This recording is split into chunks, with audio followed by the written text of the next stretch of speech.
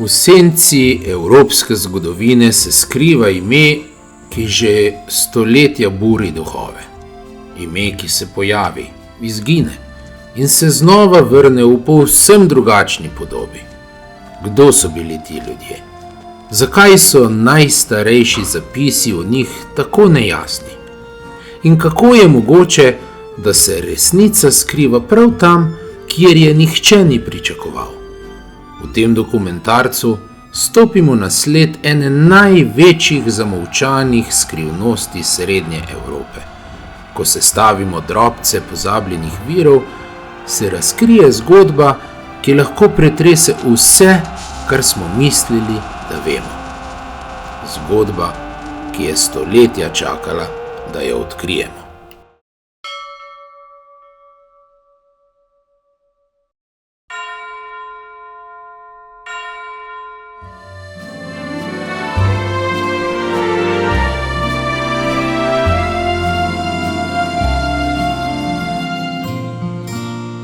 Ime, ki skriva 1000 let vprašanj.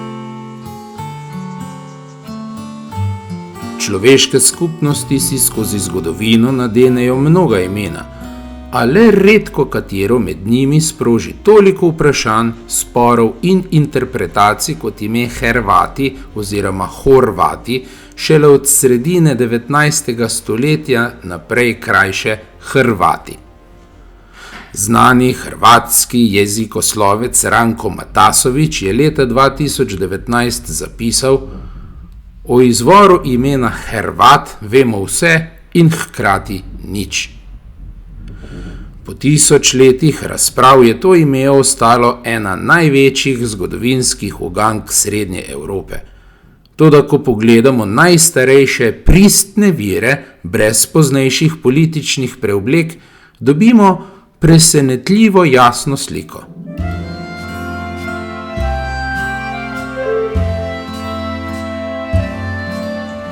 Poznamo kar 7 teorij o poreklu Hrvatov, a le ena temelji na pristnih virih. V sodobni znanosti kroži 6 klasičnih hipotez o izvoru Hrvatov: slovanska, iranska, gotska, avarsko-nomadska, ilirska in kurdska. A nobena od teh ne daje trdne razlage zgodovinskim zapisom v prvem tisočletju našega štetja. V tem dokumentarcu se posebej osredotočamo na najbolj zamolčano in praktično prepovedano, 7. slovensko teorijo. Ne zato, ker bi bila ideološko privlačna, temveč zato, ker se kot edina opira na pristne srednjeveške listine, nesporne zapise kronistov, jezikovne zakonitosti in realno politično strukturo slovenskega srednjeveškega prostora med 7. in 11. stoletjem.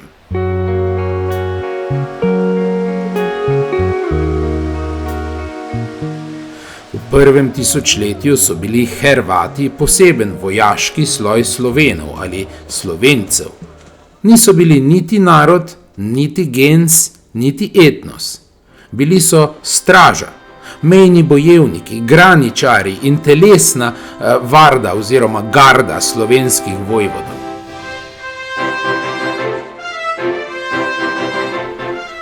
Okrožja Croati so prva neizpodbitna omemba in lokacija Hrvatov. Najstarejši pristni viri o Hrvatih nas ne vodijo v Dalmacijo, temveč v slovenski Gorotan ali Karantanjo, v srčiko srednjeveške slovenske državnosti. V kraljevskih in cesarskih diplomah Otona I. in Otona II. Iz let 954, 961 in 979 se je pojavil jasen izraz Pagos Croatos, kar pomeni hrvatsko okrožje ali hrvatska županija.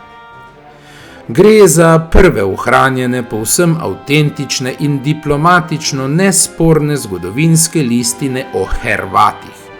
In kar je pri tem najpomembnejše, Hrvati so navedeni kot prebivalci enega izmed okrožij Gorotana, ne kot narod ali gens. Tudi pismo iz leta 1035 poslano oglejskemu škofu navaja imeni Cruvati et Myrmidonibus. Imenovani Hrvati in Mirmidonci so predstavljeni kot vojaška sila, na katero se je zanašal gorotanski vojvod Adalbero, ki se je takrat upiral cesarju Svetega rimskega cesarstva. To je izjemno jasna slika.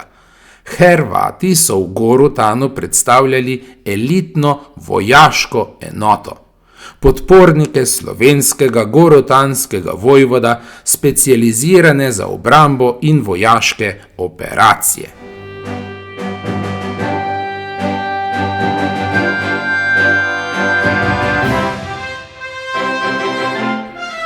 Za razumevanje tega statusa si pomagamo z analogijo iz rimske zgodovine.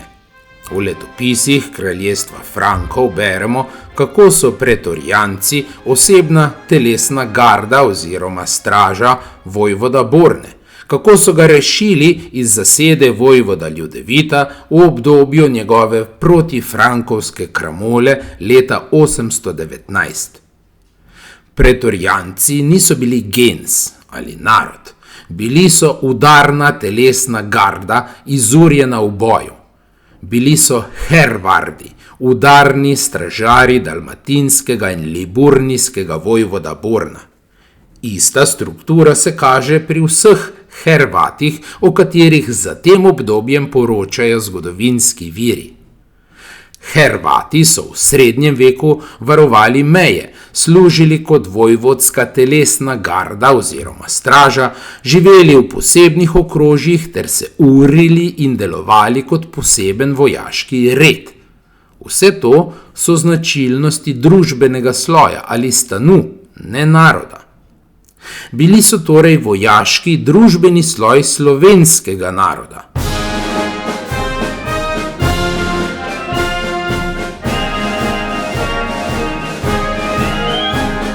Vse pristne navedbe Hrvatov do leta 980 se pojavljajo izključno na območjih, kjer so tedaj prebivali Sloveni ali Slovenci. V Gorotanu ali Karantaniji, na Moravskem, v Panoniji in v Dalmaciji.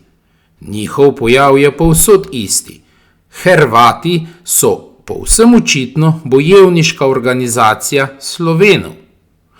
V drugih pristnih sodobnih virih, v hebrejskem Josiponu med leti 950 in 980 je zapisano Kruti.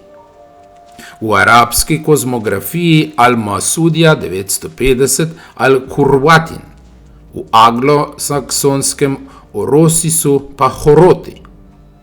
A v vseh primerih Hrvati predstavljajo organizirano in usposobljeno slovensko bojno skupino, nikoli naroda.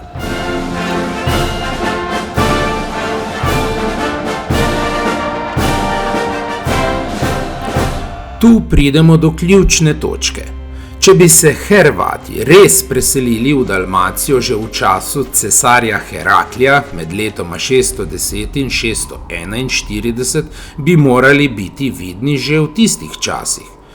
Toda sočasni frankovski viri Hrvatov ne poznajo, langobardski viri jih ne omenjajo, bizantinski viri jih ne omenjajo in celo papeški dokumenti jih ne omenjajo, čeprav je pozneje Vatikan iz njih načrtno naredil goreče branilce katoliške vere. Vsi viri pa soglasno govorijo le o latinsko imenovanih sklavih, sklavenih, v domačem jeziku o Slovenih, Slovencih v Dalmaciji. Ker Hrvati v 7. in 8. stoletju niso bili samostojno in posebno ljudstvo, temveč zgolj notranja vojaška plast slovenske družbe. Tedanji kronisti niso imeli nobenega razloga, da bi jih ločeno poimenovali. Zanje so bili Slovenci, sklavi, sklaveni.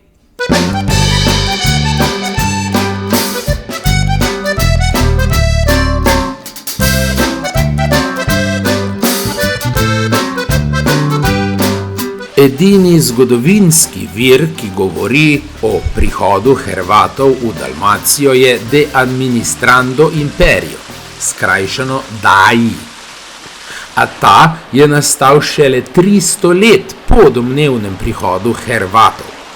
Poleg tega original vira ne obstaja. Imamo samo en prepis iz 11. stoletja, ki se je po 500 letih spet pojavil v 16. stoletju, vsi drugi pa so še mlajši. Bizantinski cesar Konstantin Porfirogenet v njem pripoveduje zgodbo, kako naj bi cesar Herakli pred 300 leti poklical Hrvate, da se borijo proti Obrom ali Avarom. Obenem pa tudi trdi, da so Hrvati prišli v Bizantinsko cesarstvo kot begunci in so cesarja prosili, da jim da zemljo, kjer se lahko za stalno naselijo. Jasno je, da ta motiv ne predstavlja realnega zgodovinskega dejstva. Gre za tipični bizantinski topos, politično-propagandno-literarno formulo, ki je služila interesom imperija, ne pa verodostojnemu zapisovanju zgodovinskih dogodkov in dejstev. Dai je sicer dragocen kot okno v razmišljanje Bizanca 10. stoletja, toda kot zgodovinski vir za 7. stoletje je brez teže.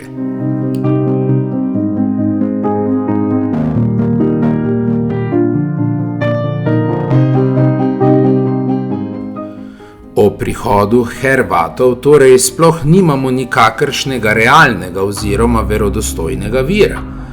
Sicer pa jim sploh ni bilo treba nikamor priti, saj so Sloveni ali Slovenci že pred 7. stoletjem dokazano živeli na območju jasno izpričanih slovenskih dežel Gorotana, Moravske, Panonije in Dalmacije. In ker so Hrvati dejansko predstavljali vojaški sloj slovenske družbe, so bili že vse skozi prisotni v teh slovenskih deželah. Možno je le, da bi jih kakšen veliki slovenski vladar, kot je bil na primer kralj Samo, iz enega slovenskega vojvodstva poslal v drugo slovensko vojvodstvo, da tam uničijo in preženejo slovenske sovražnike. Ker je kralj Samo vladal velikemu slovenskemu kraljestvu prav med letoma 623 in 658, torej dejansko tudi v dobi cesarja Herakleja, in ker zgodovinski viri jasno poročajo o njegovi sovražnosti do Obrov ali Avarov, bi to dejansko bilo možno. Vendar pa niti o tem nimamo ohranjenih nobenih konkretnih zgodovinskih virov, zato lahko to le domnevamo oziroma o tem špekuliramo.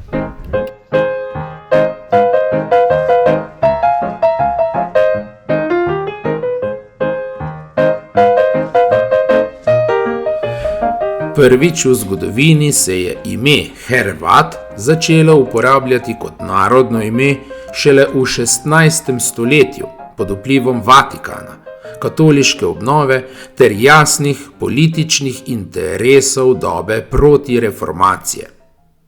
V zvezi s tem se je zgodilo več ključnih preobratov.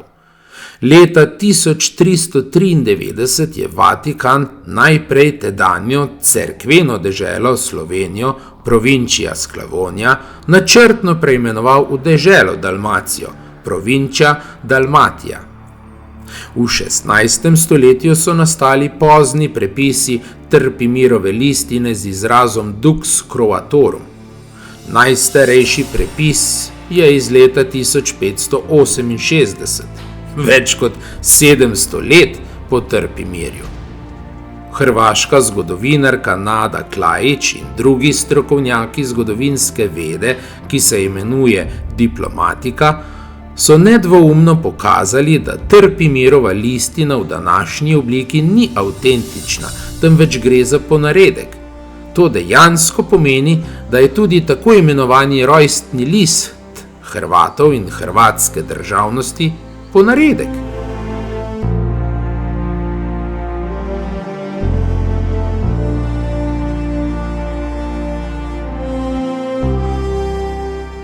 Poleg tega je tedaj Vatikan anahronistično razširil celo vrsto spornih listin o domnevnih hrvatskih krajih in kraljestvih za 500 in več let v preteklost. Med njimi tudi za tako imenovanega prvega hrvatskega kralja Tomislava. Tomislav je kot vladar zgodovinsko realen, vendar ne kot dejanski kralj. Za razliko od Trpimira, ki ga menih Gottschalk izrecno imenuje kralj Slovencev oziroma Rex Sclavorum, sodobni zgodovinski viri o tem pri Tomislavu ne vedo ničesar. Tudi že omenjena Dai ne. Kraljevski naslov Rex Croatorum pri Tomislavu se je pojavil šele v prepisih iz 13. stoletja in kasneje spet v povsem cerkvenem oziroma vatikanskem kontekstu. Iz stvarnega zgodovinskega vidika in na podlagi dejanskih virov je bolj pošteno reči, Tomislav je bil vojvod Hrvatov, slovenskih bojevnikov oziroma slovenskega družbenega vojaškega sloja.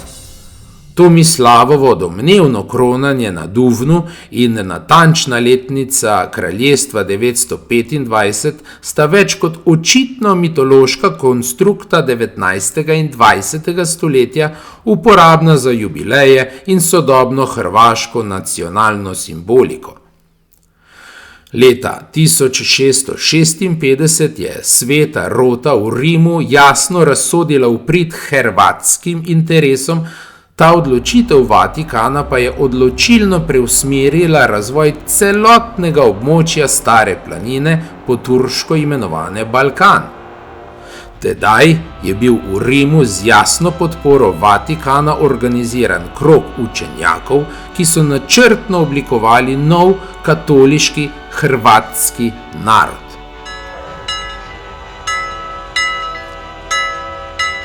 Sodobna hrvatska jezikoslovka Sanja Knežević pravi, katoliška obnova je odigrala ključno vlogo v pojmovanju hrvaškega jezika in naroda.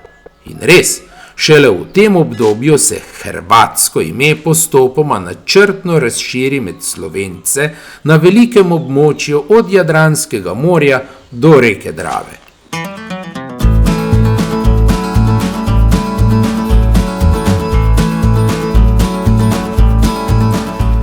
Vatroslav Jagić, eden največjih hrvatskih slavistov, povzame. Vsekakor je v stari dobi bil jezik tistih političnih Hrvatov ali Kroatov povsod samo slovinski. Iskal sem, da bi našel ime hrvatskega jezika, vendar v najstarejših spomenikih nisem našel niti sledu o njem. Iz najstarejših spomenikov torej ne poznamo hrvatskega jezika, poznamo pa slovinski ali slovenski jezik s čakavskimi, ikavskimi in kajkavskimi posebnostmi. To potrjuje, da so bili nekdaj Hrvati kulturno slovenski, jezikovno slovenski, organizacijsko pa vojaški slovenski družbeni sloj.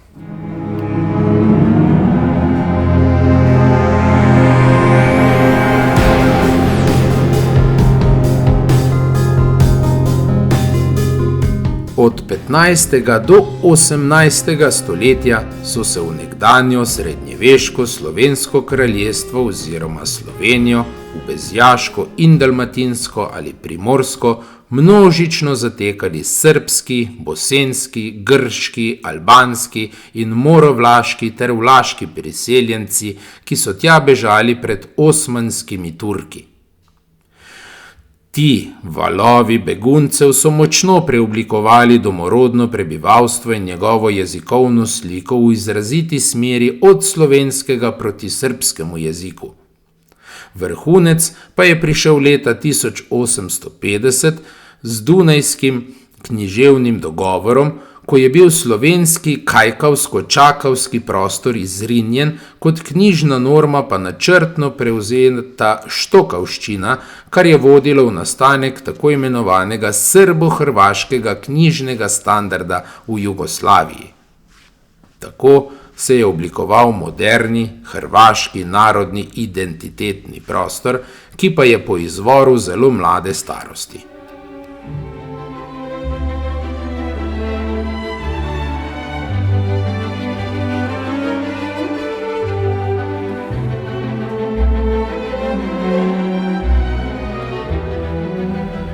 Ko povežemo vse prvorazredne zgodovinske in jezikoslovne vire, dobimo jasno zgodbo. Hrvati so se najprej dokazano pojavili v slovenskem Gorotanu ali Karantani, ne v Dalmaciji. Nastopali in delovali so kot vojska Slovencev, ne kot poseben narod. Njihovo ime se je v zgodovinske konstrukte naroda vključilo šele v novem veku. Jeziku, ki so ga govorili, zgodovinski viri pravijo slovinski in slovenski, kar je eno in isto ime v dveh narečjih, ikovskem in ekavskem. Njihova zgodovinska funkcija je bila jasna: udarna garda oziroma straža, branilci slovenskih dežel, Hervardi.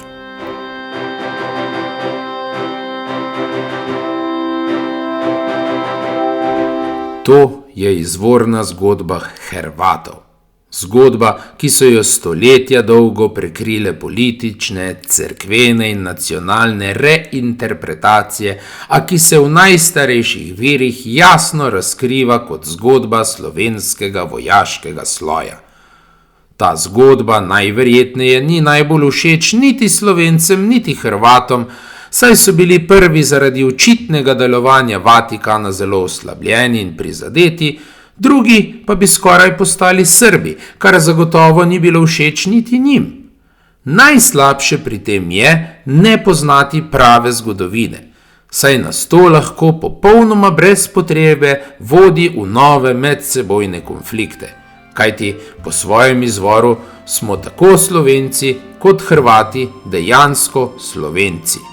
In Slovenci dan danes še kako potrebujemo svoj vojaški sloj.